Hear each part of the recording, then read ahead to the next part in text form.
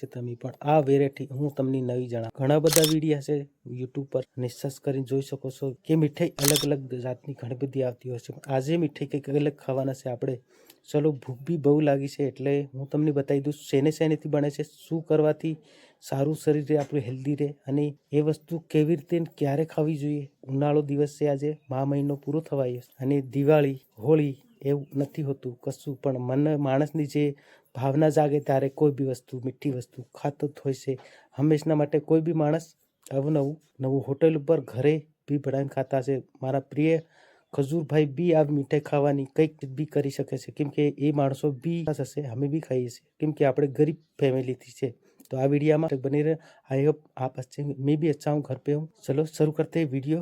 તમને મીઠાઈ ખરેખર કેવી ખાવી જોઈએ, નેચરલી અને સારી, સ્વચ્છ અને ઘરના ચૂલાની. નમસ્કાર દોસ્તો, મેં હું અમરતલાલ, તમારો ભાઈ, તમારું સ્વાગત કરું છું. લીલું મારા માટે સેવ ઠંડી કરી રહી છે, નિકાળી રહી છે. અમારી સેવઈ બની ચૂકી છે દોસ્તો. આજે અમે સેવઈ ખાશું. સેવઈ અમારી એક જાતની મીઠાઈ આવે છે જેમાં ગોળ નાખીને બનાવતા. અમારી સેવઈની અંદર મીઠાશ બહુ સારી નેચરલી હોય છે. અમારી મીઠાઈની અંદર જેને દુકાન પર મળે એ દુકાન પર નથી મળતી. દુકાન પર જે બી મળતું હશે તમને બહુ 50-50-100 ડિગ્રીથી તાપમાનથી તળેલું આવતું હોય છે. તેલમાં, ઘીમાં, કઈ ડાલ્ડરમાં ઘણી બધી વેરાયટીઝ એમાં નાખતા હોય છે. લગીન આપણા જે ઘરની મીઠાઈમાં ખાલી ગોળ જ નાખ, એ નેચરલી. અને જે ઘઉંના લોટ સેવાઈ બનાવવામાં આવે છે એ સેવાઈ તમને રિયલ બતા. અમારી સેવાઈની અંદર આવી રીતનો નજારો તમને કંઈક જોવા મળશે. અમારી સેવાઈ આ એક જાતની મીઠાઈ છે અમારા ગરીબોની, કેમ કે આવી રીતે અમે બિલકુલ પાતળી અમુકમાં રસો આવતો હોય છે. બહુ શરીરની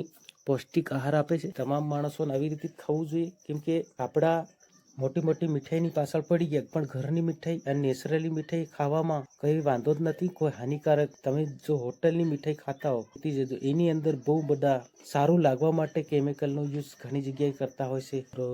ઘણો બધો સોડો યુઝ કરતા હોય છે, ઘણું બધું એની અંદર ખાંડ નાખવામાં આવે. ખાંડમાં કેટલું બધું કેમિકલ હોય છે દોસ્તો. તો નેચરલી કોણ ચીજ આપણે તમને રિયલ બતાવું કે અત્યારે અમે જે ગળનો ઉપયોગ કર્યો તમને હું બતાવું. અમે દેશી ગળથી જ આ વસ્તુ બનતી હોય છે.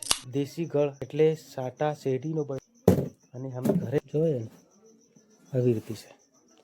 તો નેચરલી બનાવીને ખાવું જરૂર. નેચરલી એના માટે કે આપણું શરીર સારું રહે, કોઈ બેક્ટેરિયા અંદર પ્રવેશ ના, આપણા શરીરમાં પૌષ્ટિક આહાર બરોબર કમ્પ્લીટ મળે. આપણા શરીરની અંદર ખાટું, મોળું, મીઠું તમામ વસ્તુની જરૂર પડે. ખાવામાં ધ્યાન રાખીએ તો જ આપણું શરીર સારી રીતે ચાલે. આગળના પેઢીએ શું કરતા હતા, સવારમાં ચા નતા પીતા, કઈ વસ્તુ. અને જે મોટા લોકો હોય એને બ્રેકફાસ્ટ, એ બ્રેડ, બિસ્કિટ, એ ડેડ વસ્તુ ખાય છે. એટલે થોડાક સમયમાં 50-60 વર્ષમાં એ કકડી જવા માંગે છે, કે અંદરથી ખોખલા ડેડ વસ્તુ ખાય ને ડેડ જ રે માણસ. આ બ્લોગ તમને કેવું લાગ્યું મને કમેન્ટમાં જરૂર બતાવજો, કેમ કે આ એક નેચરલી વસ્તુની વાત બતાવું છું. તમારું શરીર ને હેલ્થ ધ્યાનમાં રાખવી હોય તો આ વસ્તુ ખાવાની બહુ જરૂર છે આપણા શરીરની અંદર. અને જે ડેટ થઈ ચૂકી વસ્તુ તળી અને હોટલની બનાવેલી બહુ. નેક્સ્ટ વિડીયો में बाय बाय. जय भारत, जय आदिवासी, जय जवाहर. આ વિડીયો તમને કેવો લાગ્યો કમેન્ટ જરૂર કરજો. ગ્રુપમાં શેર બી જરૂર કરજો. ફરી મળીશું નવા કન્ટેન્ટ સાથે.